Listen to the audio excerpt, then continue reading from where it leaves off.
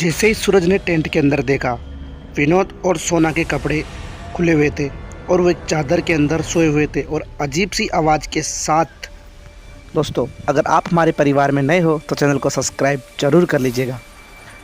यह बात है शिमला की पहाड़ियों की, जहाँ पर एक जंगल था, जहाँ पर एक बहुत ही भयानक राक्षस रहता था जिसका नाम था विंडिगो।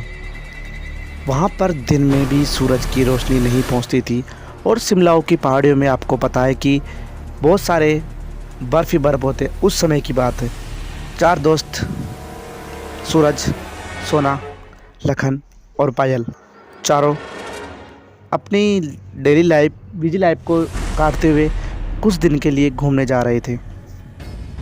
उनको प्लान बनाना था कि कौन सी अच्छी जगह पर जाया जाए, तो वो बहुत सारी जगह के बारे में बताते हैं। फिर सोना के मन में आता है कि हम सबको शिमला की पहाड़ियों के अंदर उस जंगल में जाना चाहिए जहाँ पर बर्फ़ ही बर्फ़ होता है। जैसे सोना की बात तीनों ने सुनी, तीनों डर के मारे कुछ बोल ना पाए।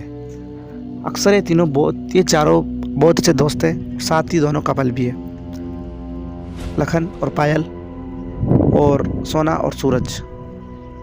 उसके बाद उन्होंने जानने की ठानी, परंतु वहाँ पर सबने मना कर दिया क्योंकि उस जगह के नाम से सभी डरा करते थे। तभी पायल कहती है, तुम लड़के होकर भी डरते हो? तो फिर सूरज कहता है, ऐसी कोई बात नहीं है, डरते नहीं है। तभी सोना बोलती है, चलेंगे तो बस वहीं पर मेरा दोस्त रहता है, इसका नाम विनोद है, उसकी फॉरेस्ट में गार्ड में नौकरी है। तभी सूरज बोलता है, हाँ हाँ तेरा एक्स। तो फिर सोना बोलती है, अरे वो कॉलेज की बात थी, छोड़ो तुम। इसके बाद उन चारों को वहाँ पर जाने का प्लान बना लिया, परंतु जब उन्होंने घर वालों को बताया तो उन्होंने मना कर दिया। उन्होंने कहा कि वहाँ पर सिंगल आदमी तो क्या, वहाँ पर फॉरेस्ट गार्ड वालों को भी जाना मना है और सख्त अकेला तो नहीं जा सकता, क्योंकि वहाँ पर एक अलग सा माहौल है। अब आप सभी को पता है अलग सा माहौल कुछ नहीं है, वो विंडिगो जिसके डर से सभी डरा करते हैं। परंतु उन्होंने घर वालों को बिना बताए वो चारों निकल गए।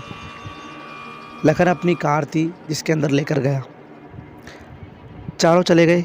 उन्होंने विनोद को उठाया जिस जगह पर वो रहता था। सूरज और लखन तो आगे बैठे हुए थे और पायल, सोना और विनोद तीनों पीछे बैठे हुए थे।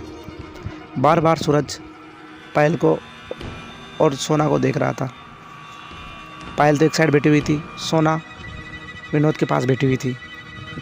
सूरज को थोड़ा सा जेलिस तो फील हो रहा था, परंतु वो गाड़ी चलाने में व्यस्त था।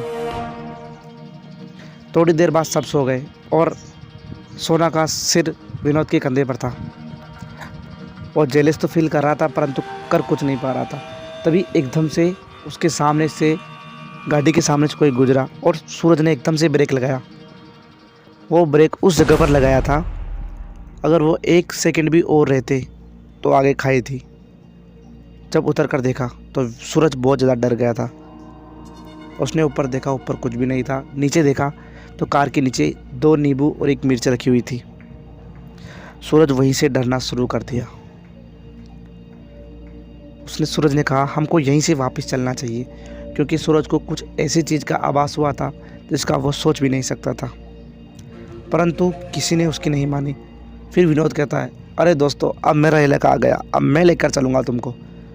तो फिर सूरज पीछे बैठ गया और सूरज के बाद विनोद गाड़ी चलाने लगा। विनोद उनको सफ़ेद बर्फ़ के रास्ते से होकर उन्होंने रेगिस्तान में प्रवेश कर लिया था।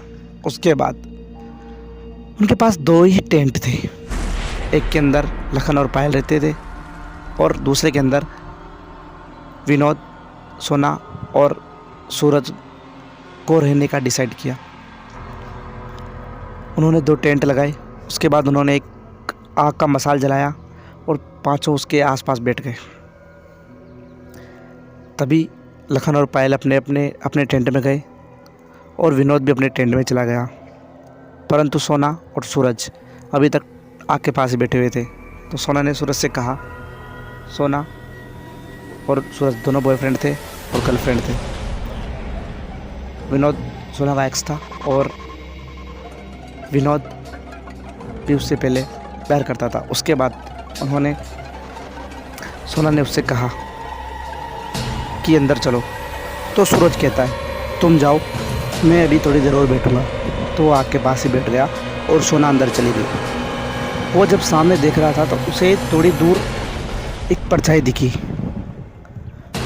उसने अपनी आंखें मली तो वो परछाई उसके सामने आ चुकी थी।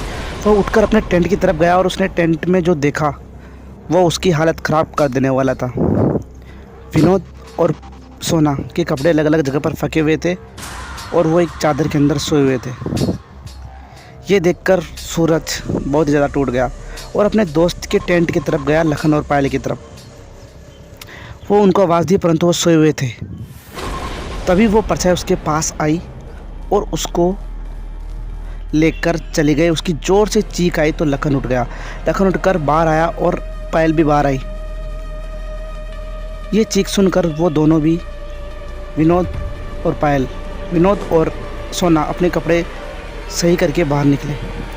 चारों को लगा कि वो कहीं घूमने गया है, परंतु उसको गुस्सा आ गया था लखन को कि बीच में सोना बोलती है कहीं घूमने गया होगा।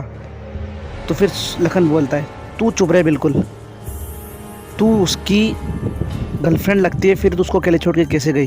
तो ये सोचकर सब चुप हो गए और लखन ने अपने फ़ोन की टॉर्च जलाई और पायल ने अपने टॉर्च जलाई और उसको ढूंढने के निकल गए और चारों उसके पास चले गए, मतलब उस रेतीली रेत में चले गए। जाते जाते सोना को पाँव दिखे। वो पाँव इंसान के पाँव से बहुत ही ज़्यादा बड़े थे। ये सोचकर उसने कहा कि ये पाँव उसी के हैं।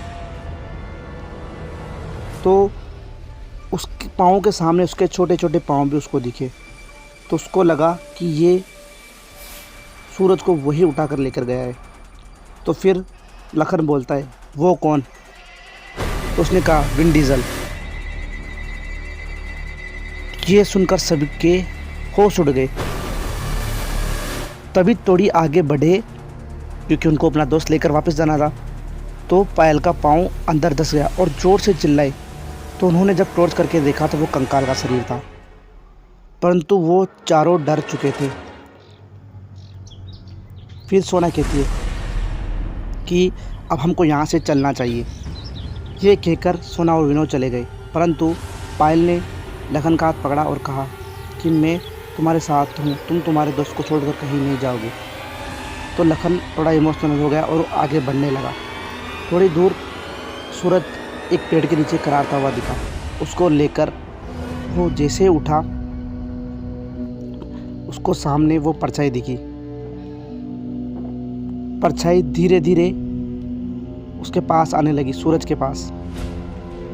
और तभी लखन ने लकड़ी पड़ी, उसने लखन ने उठाई और विंडिगो के आंखों के अंदर डाल दी और वो ज़ोर से चिल्लाया। उस घनी जंगल में इतना खतरनाक शोर हुआ हद के बाहर, परंतु वो दर्द के मारे नहीं, गुस्से के मारे करा रहा था। तो पायल और लखन दोनों, पायल भाग रही थी और लखन ने सूरज को कंधे पर उठा लिया था क्योंकि सूरज के कंधे पर उसने घाव दे दिया था, इसलिए वो उठाकर उसको भागने लगी। वो कैसे भी करके टेंट के पास पहुँचे। आग के पास विनोद और सोना दिखे। उनको सूरज को जिंदा देखकर आश्चर्यचकित हुआ क्योंकि वो बहुत ज़्यादा अलग हो गए थे उन दोनों से। उसके बाद वो विंडिगो उनके टेंट के पास ही आ गया, परंतु जब वो देखा तो उसको ऐसा लगा कि वो इनको मारने आ रहा है, परंतु वो विंडिगो आग से डरता था। ये पता विनोद को था क्योंकि वो एक फ़ौज में था, इसलिए उसको पता था।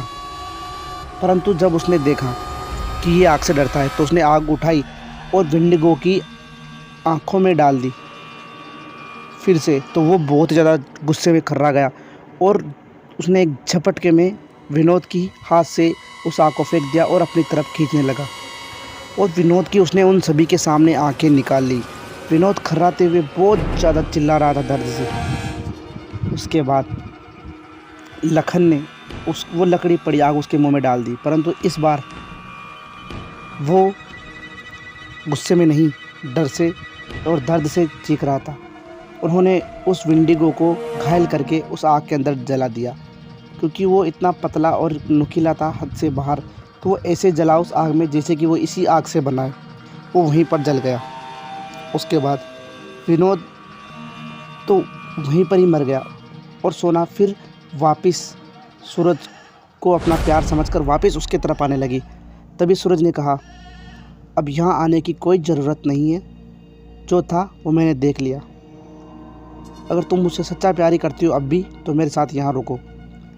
तो फिर लखन ने कहा, तुम रुको नहीं, हम सब साथ चलेंगे। तभी सूरज को लखन ने पास बुलाया और कहा, उसके कान में कुछ कहा और वो पायल को दौड़ाते हुए वहाँ से ले गया और बस स्टैंड तक उसको कुछ भी नहीं बताया। जब बस आए वो बस में बैठे लखन और पायल। उसके बाद पायल ने पूछा कि सूरज ने तुम्हारे कान में क्या कहा। उसने कहा कि ये जो विंडिगो था ये एक श्रापित है, ये कभी नहीं मर सकता, ये जिसको भी काटेगा वो विंडिगो बन जाएगा। तो मुझे काट लिया और मुझको यहीं पर रहना पड़ेगा। और फिर पायल बोलती है कि फिर सोना, उसने कहा लखन ने कि सोना को अपने करे की सज़ा ज़रूर मिलेगी, उसको ऐसा नहीं करना चाहिए था। तो दोस्तों इस प्रकार सूरज भी विंडिगो वापस बन गया और सोना भी वहीं पर ही मारे गई, क्योंकि विंडिगो ने इसे मार दिया था। दोस्तों कहानी अच्छी लगी हो तो वीडियो को लाइक करना है, चैनल को सब्सक्राइब करना है और सब्सक्राइब ज़रूर कर देना। मिलता हूँ अगली कहानी में, तब तक के लिए बाय बाय दोस्तों।